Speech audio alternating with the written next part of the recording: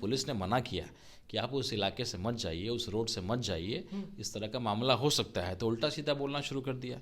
अरे आपका मकसद क्या था? आप अपने धर्म का, सबका धर्म का सम्मान करिए। सनातन तो इसी के लिए जाना जाता है। वो तो सनातनियों को भी गाली दे रही थी वहाँ खड़ा होकर के। मकसद ही दूसरा था ना, गलत मकसद था। मकसद था कि हिंदू मुस्लिम का माहौल ख़राब किया जाए, जमुई का चिंगारी और आग पूरे बिहार में लग जाए और हिंदू मुस्लिम का जो है विवाद शुरू हो जाए, जगह जगह पे झगड़ा करें हिंदू मुसलमान।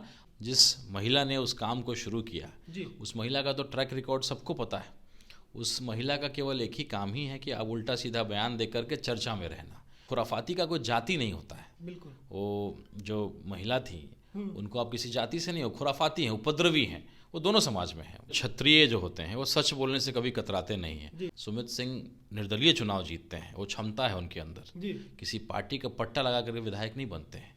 बाकी लोग जो पार्टी का चापलूसी करते हैं, अपने नेता का चापलूसी करते हैं, किसी का विरोध करना है, सच बोलने के लिए भी अपने पार्टी के आला कमान से पूछना पड़ता है कि मैं इस मुद्दे को बोलूं, इस मुद्दों को नहीं बोलूं, इसको करूं, इसको नहीं करूं। तो मैं मुसलमान भाइयों से आग्रह करता हूं कि आप अगर सही हैं, हम आपकी लड़ाई लड़ेंगे। आप अगर उल्टा सीधा बोलिएगा, उत्तेजित होइएगा, तो जो हमारे विरोधी चाहते हैं कि हिंदू मुसलमान हो, वही हो जाएगा। कि भाई मुसलमान के साथ अगर गलत हो रहा है तो उसके लिए बोलेंगे हम, और हिंदू के साथ होगा तो हिंदू के लिए बोलने के लिए कई लोग हैं। जमुई के बलियाडीह घटना पर बिहार सरकार के मंत्री सुमित सिंह ने कहा कि जो बिना परमिशन के रैली निकालकर किसी के मस्जिद और अन्य जगहों पर जाकर धार्मिक नारे लगा रहे हैं और उन्माद फैला रहे हैं, ऐसे लोगों को बख्शा नहीं जाएगा। लेकिन सुमित सिंह के इस बयान के बाद से उनको हिट ट्रोल किया जाने लगा है। कई लोग उनको अब सांप्रदायिक व्यक्ति कह रहे हैं। लोग कह रहे हैं कि बिहार में सांप्रदायिकता का नया नाम सुमित सिंह है। तो क्या अब कोई हक की बात बोलना सीधे सांप्रदायिकता से जोड़ दी जाएगी? हमारे साथ राणा रंजीत साहब हैं, MIM के प्रदेश सचिव हैं। केंद्रीय मंत्री हैं बिहार सरकार के सुमित सिंह, उन्होंने जो बयान दिया आपने सुना, अब उनको सांप्रदायिक व्यक्ति कहा जा रहा है। देखिए, मैं हमेशा कहता हूँ कि क्षत्रिय जो होते हैं वो सच बोलने से कभी कतराते नहीं हैं। और हमारा शुरू से रहा है कि अगर कोई किसी के साथ गलत हो रहा है, उसकी लड़ाई अगर लड़ना हो और अगर आप सच हैं तो आपको फ़र्क नहीं पड़ता है किसको तकलीफ हो, किसको अच्छा लगे, किससे बुरा लगे। सुमित सिंह निर्दलीय चुनाव जीतते हैं, वो क्षमता है उनके अंदर। किसी पार्टी का पट्टा लगा करके विधायक नहीं बनते हैं। बाकी लोग जो पार्टी का चापलूसी करते हैं, अपने नेता का चापलूसी करते हैं, किसी का विरोध करना है, सच बोलने के लिए भी अपने पार्टी के आला कमान से पूछना पड़ता है कि मैं इस मुद्दे को बोलूं, इस मुद्दों को नहीं बोलूं, इसको करूं, इसको नहीं करूं। सुमित सिंह निर्दलीय चुनाव जीत करके आए हैं, क्षत्रिय समाज से आते हैं, राजपूत समाज से आते हैं, और जो सही लगा उन्होंने बोला। आप क्या मानते हैं जो घटना घटित हुआ और जिन पर सुमित सिंह ने बोला कि ये लोग गलत कर रहे थे, बिना परमिशन की रैली क्यों निकाले? इतवार के दिन ये लोग जा करके हनुमान चालीसा पढ़ रहे हैं, रविवार के दिन तो हनुमान चालीसा होता नहीं है, वो बोल रहे हैं। आप इस मसले पर क्या राय रखते हैं? देखिए, हनुमान चालीसा तो कोई कभी भी पढ़ सकता है, लेकिन एक तरीका होता है जी। और आप किसी को अगर चिढ़ाएंगे और आप मस्जिद के आगे जा कर के उनको चिढ़ाने का प्रयास करिए, या मुसलमान समाज के लोग जा कर के मंदिर के आगे जो है नारा लगाएं या उस तरह का काम करें, तो निश्चित रूप से विवाद खड़ा होगा। आपकी मंशा क्या है वो समझना पड़ेगा। जिस महिला ने उस काम को शुरू किया, उस महिला का तो ट्रैक रिकॉर्ड सबको पता है। उस महिला का केवल एक ही काम ही है कि अब उल्टा सीधा बयान दे करके चर्चा में रहना। विधानसभा का चुनाव होने वाला है और बिहार में जो है एक पार्टी है जिसको केवल हिंदू मुसलमान करना है। दो पार्टियां, एक पार्टी नहीं, दो पार्टियां जिनको फ़ायदा होता है हिंदू मुसलमान होने से। एक पार्टी भाजपा और एक पार्टी RJD। राजद को भी फायदा, बिल्कुल फ़ायदा होता है। वो भी बड़े मंद मंद मुस्कुराते हैं और बड़े खुश होते हैं कि चलो इस तरह का विवाद अगर होगा तो बड़ा अच्छा होगा, हिंदू मुसलमान पे मामला जाएगा और हम लोग को ज़्यादा मेहनत नहीं करना पड़ेगा। मुसलमान वोट आंख बंद करके मजबूर लोग हम लोग का साथ देंगे, कहाँ जाएंगे। लेकिन अब तो साथ नहीं दे रहे हैं इस मसले पर। राजद वाले कुछ बोल ही नहीं रहे हैं, साइलेंट है। वो कभी क्यों नहीं, वो बैलेंस बनाने के चक्कर में लगे रहते हैं। हम लोग तो यही कहते हैं ना, वक्फ बोर्ड तो शुक्र है नीतीश कुमार जी के अंदर अभी भी कुछ ईमान है, जो सेकुलर मिजाज के व्यक्ति हैं, और सुमित सिंह उनके मंत्री हैं, तो निश्चित रूप से और तुरंत संज्ञान भी लिया, उसकी गिरफ्तारी भी हुई। खुशबू पांडे जो भी है, ऐसे लोग का तो बार बार नाम लेना भी नहीं चाहिए, क्योंकि वो यही चीप पब्लिसिटी, सस्ता जो है लोकप्रियता के लिए सुनकर भी फेमस, उनको विधायक का टिकट चाहिए। वो देख रहे हैं कि जरा उल्टा सीधा कुछ काम करें, हम जरा पॉपुलर हो जाएं, और यही ट्रेंड चल रहा है। लेकिन राणा रंजीत साहब, आपके भी कई समाज के लोग हैं या फिर अन्य भी जो हिंदू समाज के युवा लोग हैं, ऐसे लोगों के बयान में फंस जाते हैं और लगातार इसे मामले में वो संलिप्त होते हैं, तो ऐसे लोगों से आप लोग क्या कहेंगे? देखिए, हिंदू समाज के पढ़े लिखे लोग अब समझ चुके हैं और ख़ास करके मैं अपने समाज की बात करूं तो राजपूत समाज के पास आज कोई विकल्प नहीं बचा है जी।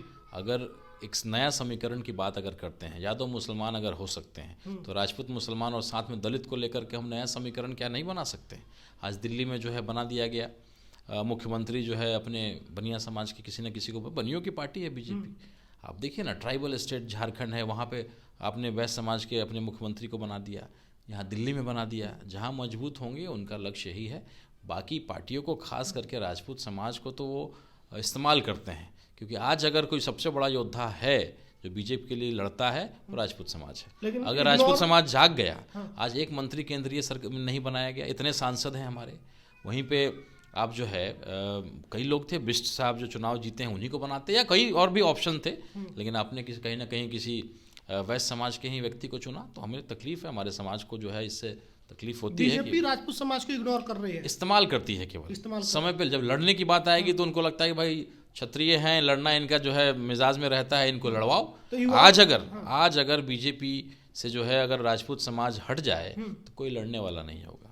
तो आप राजपूत समाज के युवाओं को इसको लेकर अलर्ट कर रहे हैं कि आप लोग भाजपा के लिए लड़िए, जान नहीं दीजिए। राजपूत समाज से यही निवेदन करता हूं कि आइए एक नया समीकरण बनाते हैं जिसमें राजपूत समाज होगा, मुस्लिम समाज होगा और दलित समाज होगा, और बाकी हर समाज के लोग जो विचारधारा, जो ईमानदारी की लड़ाई हम लोग लड़ते हैं।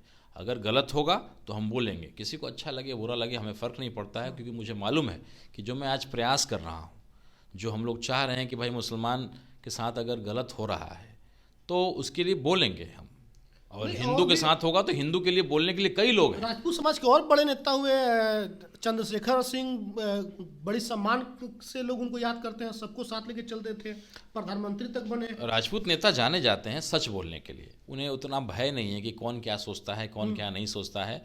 जो सही है उसके लिए लड़ना है, राजधर्म यही है, राजपूतों का धर्म यही है। सुमित सिंह इसीलिए नहीं डर रहे हैं। सुमित सिंह बिल्कुल बोल्ड व्यक्ति हैं, तभी निर्दलीय जीत करके आते हैं, मंत्री हैं और बेबाकी से अपनी बात को उन्होंने रखा है। ऐसे बातों पर तो कोई बोलने का क्या सोचता भी नहीं कि बोलेंगे, तो बोले। वो जमुई जिला से उनके पिताजी रहे, उनका परिवार जमुई जिला को अपना परिवार की तरह मानता है, तो उनको तकलीफ निश्चित रूप से होता कि अगर हिंदू मुस्लिम का विवाद किसी एक जो है मैंने एक खुराफाती का कोई जाति नहीं होता है। बिल्कुल। वो जो महिला थी उनको आप किसी जाति से नहीं हो, खुराफाती हैं, उपद्रवी हैं, वो दोनों समाज में है। मुस्लिम समाज में भी कुछ उपद्रवी होते हैं, हिंदू समाज में भी कुछ उपद्रवी होते हैं, लेकिन ऐसे लोगों से सावधान रहना चाहिए। और जो पढ़े लिखे लोग हैं, समझदार लोग हैं, उनको अपनी समझदारी दिखाना चाहिए।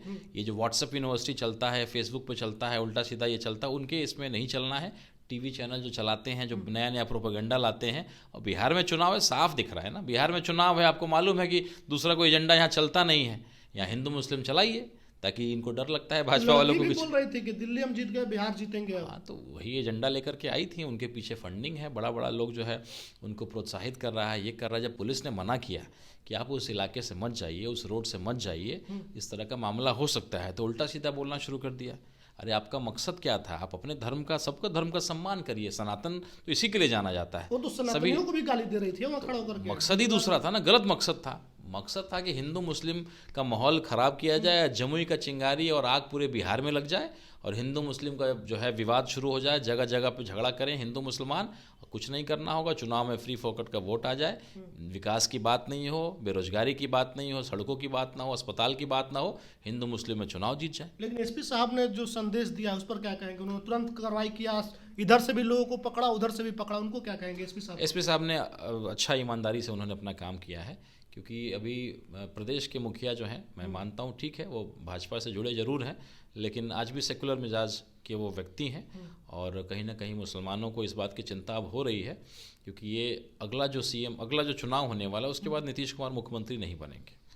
तो ये चिंता सता रही है, क्योंकि किसी भी पार्टी में थे, लेकिन नीतीश कुमार का मिजाज सेकुलर मिजाज था, तो लोगों को एक था कि वो नीतीश कुमार जब तक सीएम है तब तक कुछ गड़बड़ प्रदेश में नहीं होने देंगे। लेकिन इस बार जो चुनाव होगा निश्चित रूप से उनको सीएम लोग नहीं बनाने जा रहा है, इसलिए बिहार की जनता ज़रा बहुत समझदारी से इस बार चुनने जा रही है कि किसको वोट देना है, किसको नहीं देना है, वो सोच समझ के देगी। और ऐसे लोग जो चाहते हैं हिंदू मुसलमान जहर समाज में फैला करके राजनीति रोटी सेकें, ऐसे लोगों को जो है जवाब मिलेगा। सुमित सिंह जैसे कई लोग खड़े होंगे, राणा रंजीत सिंह जैसे कई लोग खड़े होंगे जो मुसलमान के खिलाफ अगर जाति हो रहा तो हम बोलेंगे। जब हम बोलेंगे तो लोग सुनेंगे, क्योंकि मुसलमान जब बोलेगा तो फिर वही व्हाट्सएप यूनिवर्सिटी और वही हिंदू मुस्लिम वाला बात होगा। तो मैं मुसलमान भाइयों से आग्रह करता हूँ कि आप अगर सही हैं हम आपकी लड़ाई लड़ेंगे। आप अगर उल्टा सीधा बोलिएगा, उत्तेजित होइएगा, तो जो हमारे विरोधी चाहते हैं कि हिंदू मुसलमान हो वही हो जाएगा।